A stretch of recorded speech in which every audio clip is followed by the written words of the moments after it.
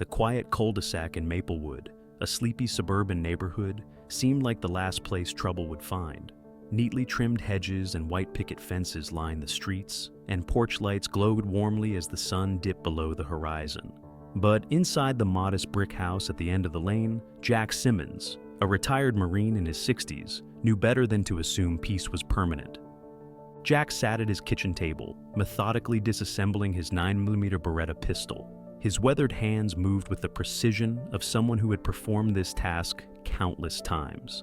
A soft light illuminated the space, casting shadows on the walls adorned with photographs from his military days. One picture stood out. A younger Jack in full Marine Corps dress blues, standing next to his late wife, Linda. Her radiant smile seemed to light up the frame. Next to him, his loyal German shepherd, Ranger, lay on the floor, ears twitching at every subtle sound. Jack had adopted Ranger 2 years ago, and the dog had quickly become both a companion and a protector. Tonight, Ranger was unusually alert, his head lifting every so often to glance at the window. "Relax, boy," Jack murmured, running a cloth over the pistol's barrel. "It's just another quiet night." But the news playing softly on the television hinted otherwise. The anchor's voice carried a grim warning. Authorities are investigating a recent string of home invasions targeting suburban neighborhoods. Residents are advised to stay vigilant and report any suspicious activity. Jack glanced at the screen, his brow furrowing. He didn't need a reminder to stay vigilant. It was second nature to him. After 20 years of service and 3 deployments overseas, he had learned to trust his instincts. And tonight, those instincts were telling him something wasn't right. Unwelcome visitors. Unbeknownst to Jack, a dark SUV idled at the entrance of the cul-de-sac, its headlights off. Inside sat 4 young men: Tyler, the cocky leader; Mikey, the jittery newcomer; Jax, the enforcer; and Eddie, the lookout. They had spent the past week scoping out the neighborhood, looking for an easy target. Tyler smirked as he pointed to Jack's house. "That one. Old guy lives alone. He's got a Marine sticker on his truck, but he's probably too old to do anything." Mikey hesitated. "What if he's not? I mean, he's a Marine. Aren't they, trained to kill?" Tyler rolled his eyes. "He's just some washed-up vet, probably sitting on a couch with a beer, watching reruns. We're in and out before he even knows we're there."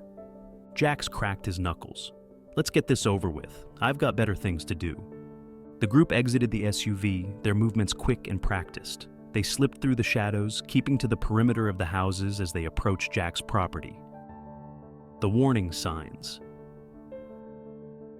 Inside, Ranger's ears perked up, and he let out a low growl. Jack immediately stopped what he was doing, his senses sharpening. He glanced at the dog, who was now standing, his tail stiff, and his gaze fixed on the back door. "What is it, boy?" Jack asked, rising to his feet. He moved to the window, peering out into the darkness. At first, he saw nothing. The yard was still, the only sound the faint rustle of leaves in the breeze. But then he noticed a faint movement near the edge of the fence. It was subtle, almost imperceptible, but enough to put him on high alert. Jack's hand instinctively went to the pistol on the table. He loaded it with practiced efficiency, the metallic click breaking the silence. "Stay close, Ranger," he said, his voice low. He moved to his small office, where a monitor displayed the feed from his security cameras. The grainy footage confirmed his suspicions. 4 figures were moving around his property, their shadows darting through the yard. A calculated approach. Jack's mind raced, but his body remained calm. He had faced worse threats in his lifetime and knew that panic was the enemy. He tapped a few buttons on his phone, activating the backup generator he had installed for emergencies. The house remained dark, but he now had the upper hand. He could see them, but they couldn't see him. The first thug, Tyler, approached the back door, trying the handle. When it didn't budge, he gestured for Jax to join him. Jax produced a small crowbar, wedging it into the doorframe. Inside, Jack adjusted his grip on his pistol. He could hear the faint sound of metal scraping against wood. Ranger let out another growl, but Jack held up a hand to quiet him. "Patience, boy," he whispered. "Let them come." The break-in. With a soft pop, the back door gave way, and Tyler and Jax stepped inside. Mikey and Eddie followed, their flashlights cutting through the darkness. The group moved cautiously, their voices hushed as they began to search the house. "Spread out," Tyler ordered. "Find anything valuable." Jack watched them from the shadows, his pulse steady. He had positioned himself in the hallway, his back against the wall, Ranger at his side. His military training kicked in as he calculated his next move. When one of the thugs approached the living room, Jack stepped forward, his voice cutting through the silence like a knife. "You've got one chance to leave my house," he said, his tone calm but laced with authority. "Walk out now, and no one gets hurt." The thug froze, his flashlight beam trembling. "Who's there?" he stammered. "Your worst nightmare if you don't turn around," Jack replied. The confrontation begins. Tyler and the others quickly regrouped in the living room, their flashlights darting around the space. Tyler sneered, trying to mask his unease. "What are you gonna do, old man? Call the cops?" Jack stepped into the dim light, his pistol raised. "I don't need the cops to deal with punks like you." For a moment, the room was silent, the tension thick enough to cut with a knife. Then, in a bold move, Tyler lunged at Jack, thinking he could overpower him. But Jack was ready. With a swift motion, he sidestepped the attack, grabbing Tyler's arm and twisting it behind his back. Tyler cried out in pain as the pistol pressed against his temple. "I warned you," Jack growled. Jax moved next, charging at Jack with a knife. Ranger sprang into action, barking ferociously as he leaped at Jax, knocking the knife from his hand. The thug stumbled backward, clutching his arm as Ranger stood guard, growling menacingly. The thugs realized their mistake. Eddie and Mikey, now visibly panicked, tried to make a run for the door, but Jack fired a warning shot into the ceiling, freezing them in their tracks. "Sit down," Jack ordered, his voice cold and commanding. "All of you." The thugs obeyed, dropping to the floor with their hands raised. Ranger circled them, his sharp eyes never leaving their faces. "Please," Mikey pleaded, his voice shaking. "We didn't know." "You didn't know I was armed," Jack interrupted. "Or that I'm a Marine who doesn't take kindly to trespassers?" Tyler glared at him. "You can't hold us here. You'll go to jail for this." Jack smirked. "I'll take my chances." The arrival of the police. Jack kept the group subdued as he called the police, his tone calm and composed. Within minutes, the sound of sirens filled the air, and flashing red and blue lights illuminated the street. Officers stormed the house, guns drawn, but quickly lowered them when they saw the situation under control. Jack handed over his pistol and stepped back as the police cuffed the thugs. One officer, recognizing Jack, shook his head in amazement. "You handled this better than most of our guys would have, Mr. Simmons." Jack shrugged. "Old habits die hard." The aftermath. As the thugs were loaded into the back of a police cruiser, Jack stood on his porch, watching the commotion. Ranger sat by his side, his tail wagging slightly as if to say, "Mission accomplished." A few neighbors gathered on the street, murmuring in awe. One woman approached, her voice trembling. "Thank you, Jack.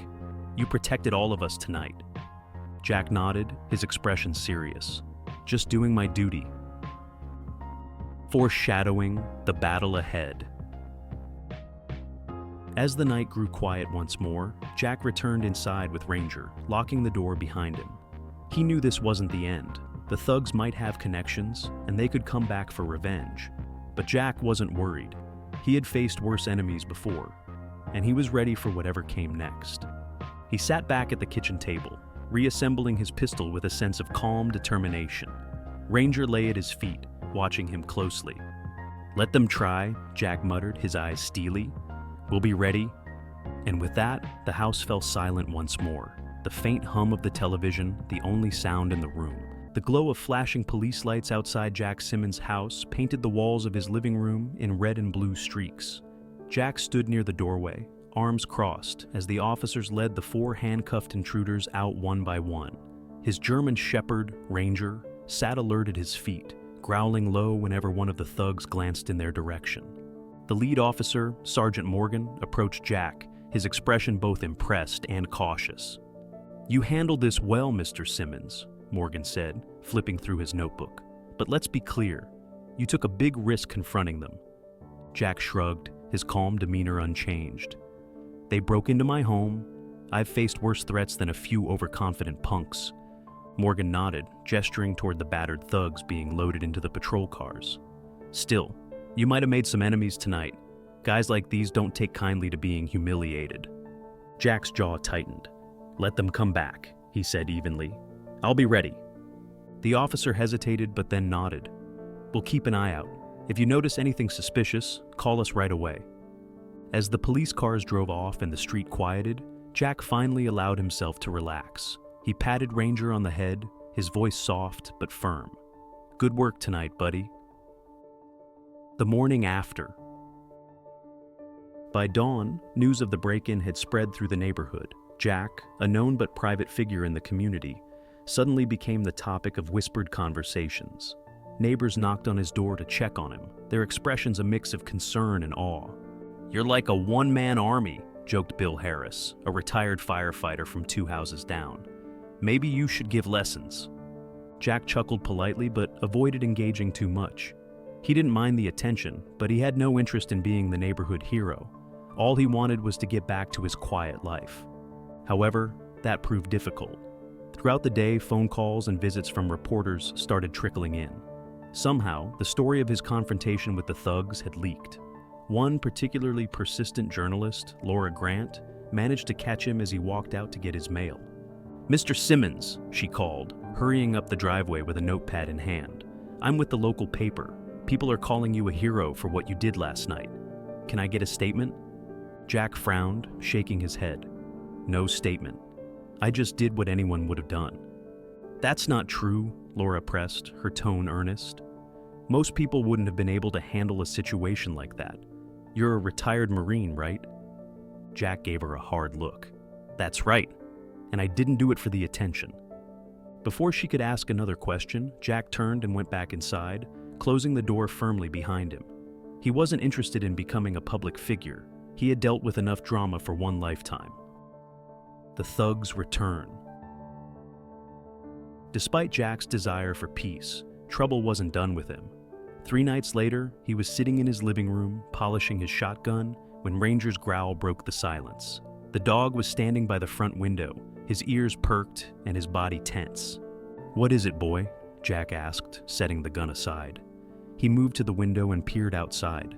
At first, he saw nothing. The street was quiet, and the faint hum of crickets filled the air. But then he noticed movement near the edge of his property. 3 shadowy figures lingering by the fence. His gut told him they weren't random passersby. Jack's mind raced. These weren't ordinary burglars. It had to be the same group or their friends coming back for revenge. Without making a sound, Jack moved to his office and checked the security camera feed. Sure enough, the figures were casing his house, their movements careful and deliberate. One of them carried a crowbar, and another had what looked like a baseball bat. Jack grabbed his phone and called the police. This is Jack Simmons, 34 Maplewood Lane. I've got suspicious individuals on my property. Looks like the same ones from the other night. The dispatcher assured him that officers were en route, but Jack knew it might take them a while to arrive. He couldn't afford to wait. The second confrontation. Jack armed himself, this time with both his pistol and his shotgun. He turned off the lights in the house, plunging it into darkness. Ranger stayed by his side, growling softly as they moved toward the back door. The thugs had entered the yard by now, their voices low but audible. Jack could hear Tyler, the leader from before, giving orders. "Smash a window," Tyler said. "We'll teach this guy a lesson he won't forget." Jack's grip tightened on the shotgun as he stepped into the shadows near the kitchen. He wasn't about to let them destroy his home.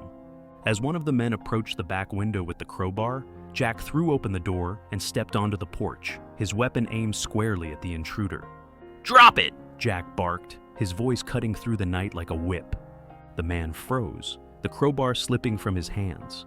Tyler and the others turned, their faces contorted with a mix of surprise and anger. "You just don't learn, do you?" Jack said, his tone calm but laced with menace. "You think you can scare me? This is my house. My rules." Tyler sneered, stepping forward with the bat. "You don't scare me, old man. You got lucky last time." Jack fired a warning shot into the ground, the sound echoing through the yard. "Next one won't miss." An unexpected twist.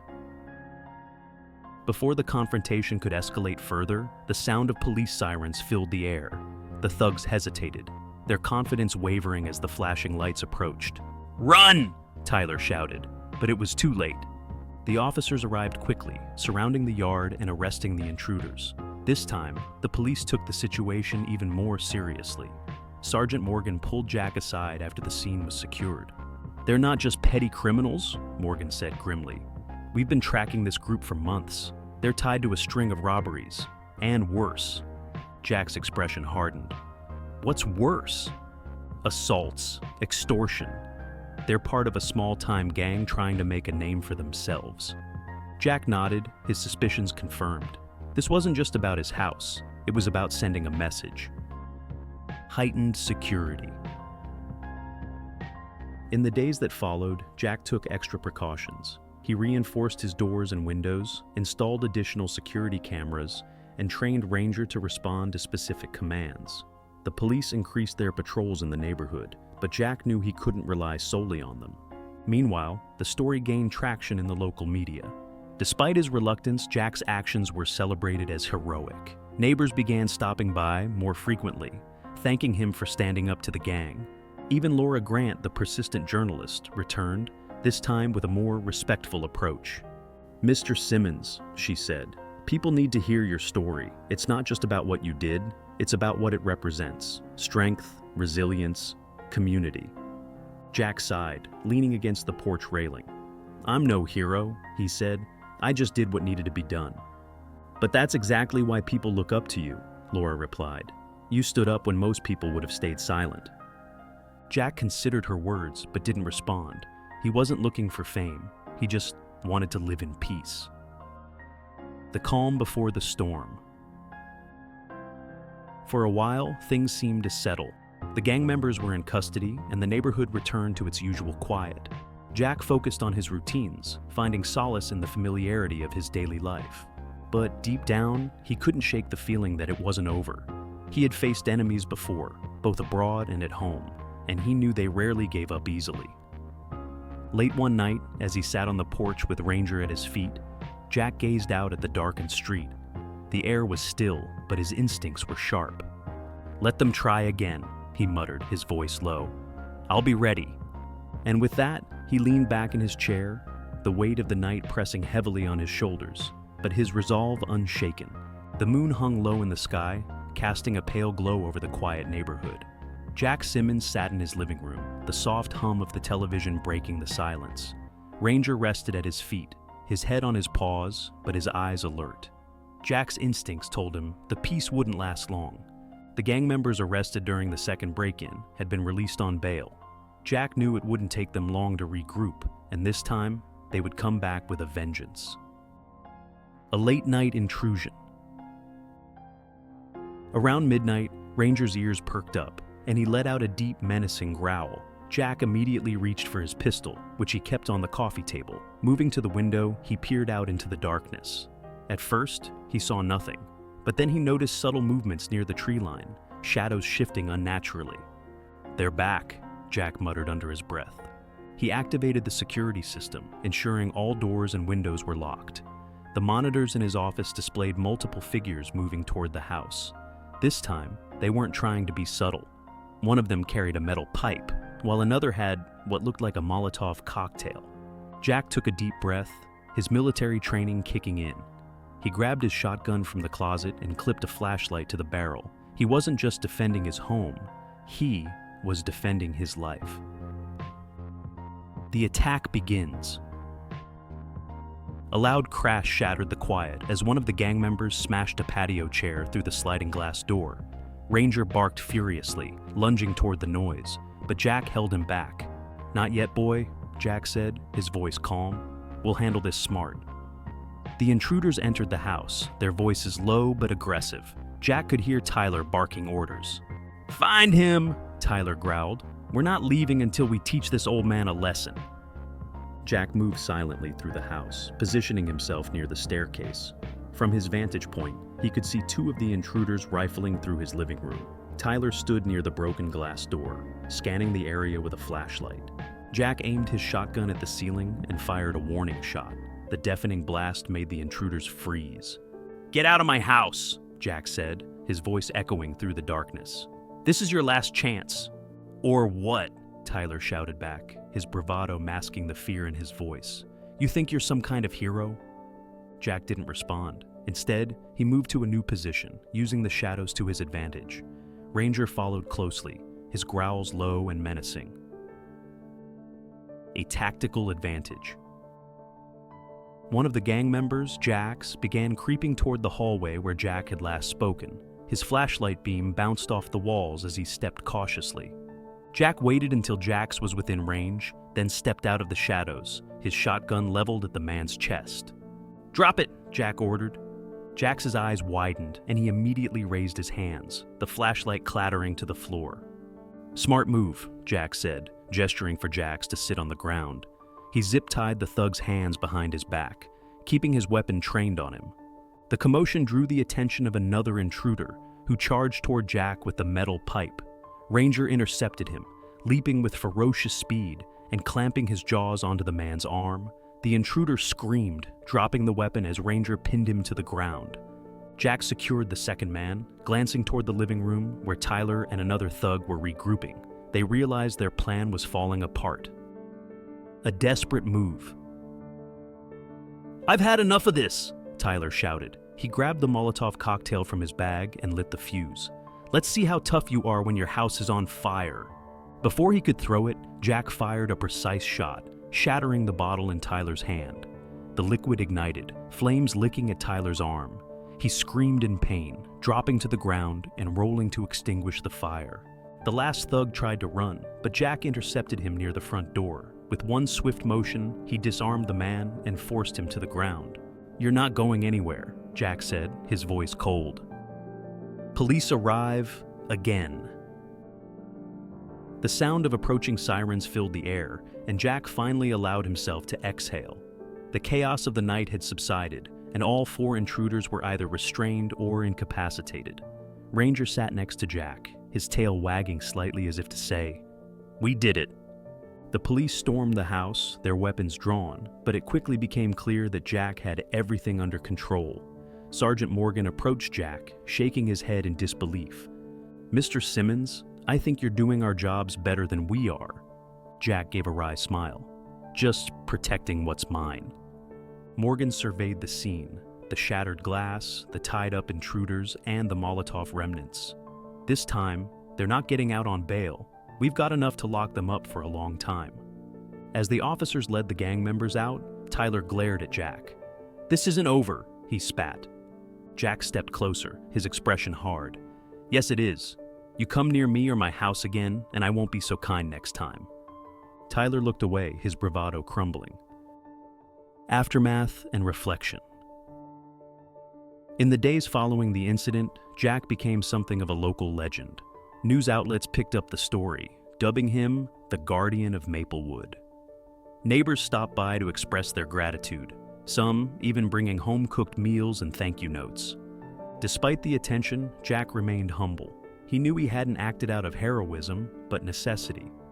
Laura Grant, the persistent journalist, returned for an interview, but this time Jack agreed to talk. "What made you decide to fight back?" Laura asked. Jack paused, his gaze distant. "I've spent my life protecting others, first in the Marines, then my family. I wasn't going to let anyone take that away from me." Her follow-up question was softer. "Do you think you'll ever feel safe again?" Jack glanced at Ranger, who was lounging nearby. "Safety isn't guaranteed, but I've got everything I need to face whatever comes next." A new purpose. The experience left Jack with a renewed sense of purpose. He began volunteering at the local community center, teaching self-defense classes to residents. His goal wasn't just to protect himself, but to empower others to take charge of their safety. Ranger, now a local celebrity, became a favorite among the neighborhood kids. Jack often brought him along to the park, where they spent peaceful afternoons, a stark contrast to the chaos of the past weeks. One day, as Jack watched Ranger play with a group of children, he felt a rare sense of contentment. He had faced danger, protected his home, and come out stronger. "Good boy," Jack said, scratching behind Ranger's ears. "We make a good team." Looking forward.